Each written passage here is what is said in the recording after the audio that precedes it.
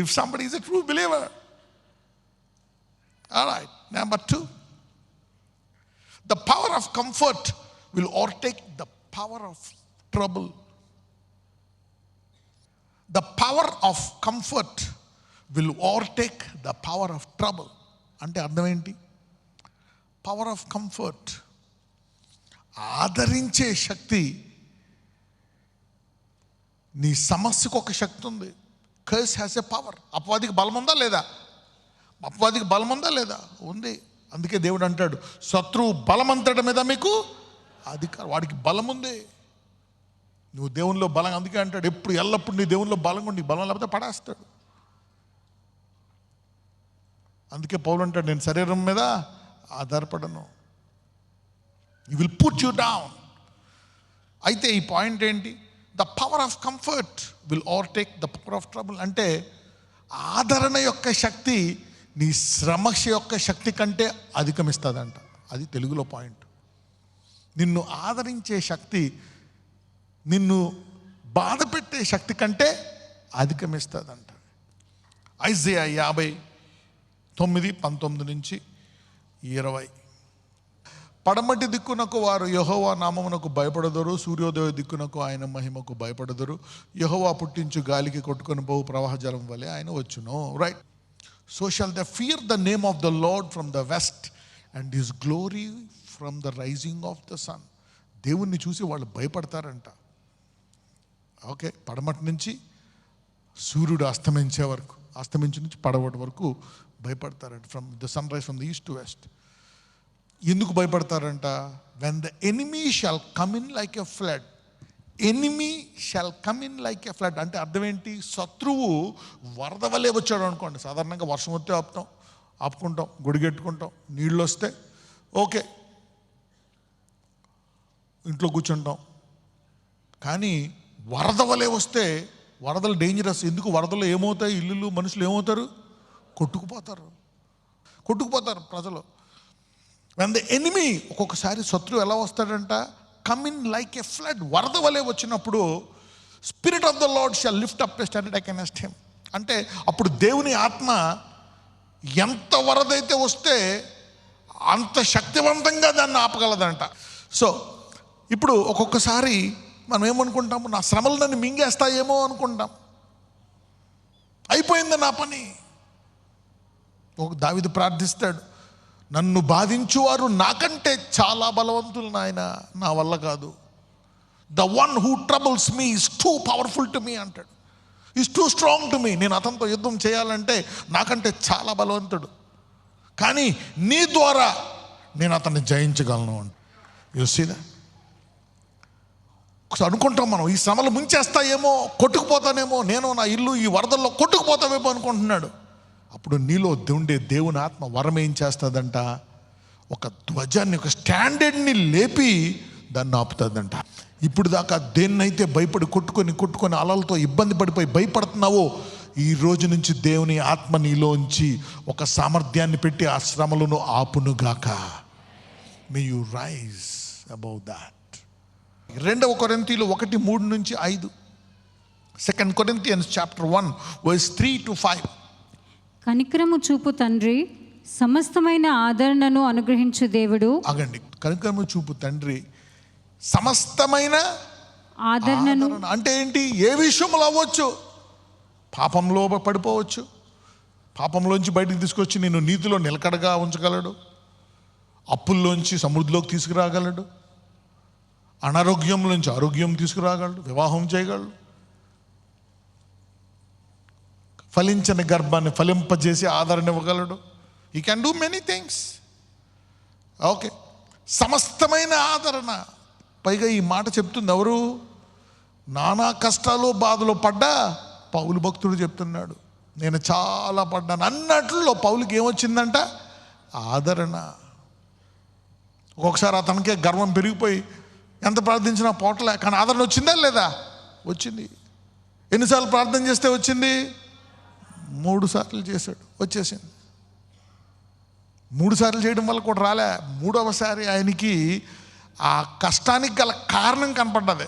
ఏంటంటే ఆ కష్టానికి గల కారణం గర్వం యోబు గారికి, గర్వం పేతురులో ఉంది. గర్వం వచ్చేసి దుడుకుతాను, ఆ గర్వం వచ్చేసింది. అది చూపించాడు, తగ్గించుకున్నాడు. ఆ దూత, ఆ ముళ్ళు బయటకు వచ్చేసింది. ఎంతమందికి అర్థమైంది? యా. సుతింపబడును గాక. చదవమ్మా 5 వరకు. దేవుడు మమ్మను ఏ ఆదరణతో ఆదరించుచున్నాడో ఆ ఆదరణతో ఎట్టి శ్రమలలో ఉన్నవారినైనను ఆదరించుటకు శక్తిగలవారు మగునట్లు ఆయన మా శ్రమ అంతటిలో మమ్మను ఆదరించుచున్నాడు. సరే, నీకు శ్రమ రావడం ఎందుకు, ఆదరణ ఎందుకు? నీకు ఆ శ్రమ వచ్చిన తర్వాత, ఆయన ఆదరించిన తర్వాత ఏమవుతుందంట? ఆ ఆదరించిన తర్వాత నువ్వు ఎలా తయారవుతావంట? వచ్చిన చూడండి. దేవుడు మమ్మను ఏ ఆదరణతో ఆదరించుచున్నాడో, దేవుడు మమ్మను ఏ ఆదరణతో ఆదరించుచున్నాడో ఆ ఆదరణతో ఎట్టి శ్రమలో ఉన్నవారైనను, అంటే ఇప్పుడు నువ్వు బయటికి రావడమే కాదు, అవతలోడు ఎటువంటి శ్రమలో ఉన్నా సరే బయటికి తీసుకొచ్చే సామర్థ్యం నీకు ఇస్తాడంట. అంటే నువ్వు బయటకు వచ్చి నీ చుట్టుపక్కల కూడా తీసుకొస్తావంట. ఇలాగా నశించిపోవు, నువ్వు వెలుగ్గా మారి అనేకులకు వెలుగ్గా మారుతావంట. నీ ఇంటికి, నీ ఊరికి, నీ రాష్ట్రానికి, నీ దేశానికి, నీ ప్రపంచానికి. So your problems are not to destroy you. అందుకే దీని టైటిల్ ఏం పెట్టానంటే, the power of comfort will overtake the power of trouble. ఈ రోజు నుంచి అందరూ అనుకోవచ్చు, నాకే ఎందుకు ఈ శ్రమలు, ఎవరికి రాని కష్టాలు నాకెందుకు వస్తాయి, నాకే ఎందుకు ఇలాంటి మొగుడు దొరకాలా, నాకే ఎందుకు ఈ ఉద్యోగం దొరకాలా, ఈ బాసు, ఈ ఇల్లు. అలాంటి బానిసత్వంలో ఒక పూట పెడితే తిని, ఆ గేదెలు గడిగి, ఆ ఆవులు గడిగి, బానిసగా అమ్ముడుపోయిన, తిండికి కరువైన యోసేపు విశ్వాసంలో ఉంటే, అదే యోసేపు 7 సంవత్సరాలు ప్రపంచాన్ని పోషిస్తాడు. ఎన్ని సంవత్సరాలు? 7 సంవత్సరాలు. రెక్కాడితే కానీ డొక్కాడని యోసేపు. అతనిలో ఈ వరం ఉంది. నీలోంచి వరము బయటకు వచ్చును గాక. May the gift come in you. తన కుటుంబాన్ని పోషిస్తాడా? తన కుటుంబానికి ఏమిస్తాడు? గోషెన్లో ఉత్తమమైన స్థానం ఇస్తాడు. మొత్తం 63 మంది బయలుదేరుతారు. గ్యాంగ్ 63 మందిని పోషించడమే కాదు, the whole world came to him. ఆదికాండంలో ఉంటుంది 41:57. మరియు కరువు ప్రతి దేశమందు భారమైనందున సమస్త దేశస్థులు యోసేపునొద్ద ధాన్యము కొనుటకు ఐగుప్తునకు వచ్చిరి. మరియు ఆ కరువు ప్రతి దేశమందు, ఒకప్పుడు బానిసగా కట్టి అమ్మేశారు. బాబు ఎవరు కొంటారు మార్కెట్లో. పోతీఫర్ చూశాడు, సరే తీసుకొచ్చాయి, కుర్రాడు బాగున్నాడంట, పని చేయమని. తర్వాత హెచ్చించాడు. కరువు ప్రతి దేశమందు భారమైనందున సమస్త దేశస్థులు యోసేపునందుకు ధాన్యము. సమస్త దేశము. రాజు అన్నాడు, నువ్వే ఏం చేస్తావో తెలియదు.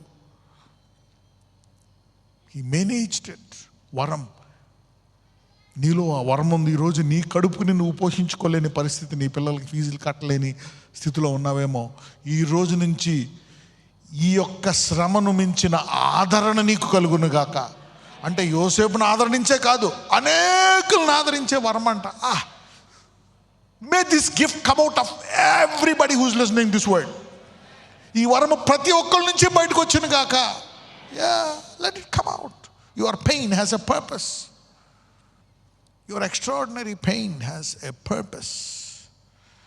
క్రీస్తు యొక్క శ్రమలు మా యందు ఎలాగ విస్తరించుచున్నావో అలాగే క్రీస్తు ద్వారా ఆదరణ కూడా విస్తరిస్తుంది. శ్రమలు పెరిగిపోతున్నాయా, కష్టాలు పెరిగిపోతున్నాయా, గుర్తుపెట్టుకోండి, ఆదరణ కూడా అలాగే పెరుగుతుందంట. రోగాలు పెరిగిపోతున్నాయా, ఒక రోగం బీపీ, షుగరు, థైరాయిడ్, టీబీ, మోకాళ్ళ నొప్పులు, కిడ్నీ, లివర్, లంగ్ అన్ని మొత్తం అన్ని పడైపోయా. ఆ ఆదరణ కూడా ఒక్క మాటతో, లాజరస్ బయటికి రాతో వచ్చేస్తావు బయటికి. If you are grave dead for 3 days, God can bring you out by a single word. పక్కన వాళ్ళు చెప్పండి, ఒక్క దెబ్బతో అన్ని బయటకు వచ్చేస్తాయని చెప్పండి. ఒకవేళ శత్రువు నిన్ను ఎంత హింసించి ఎన్ని రోగాల్లో పెట్టాడో, ఈరోజు చాలామంది అంచెలంచెలుగా మందుల నుంచి విడుదల పొందుదురుగాక.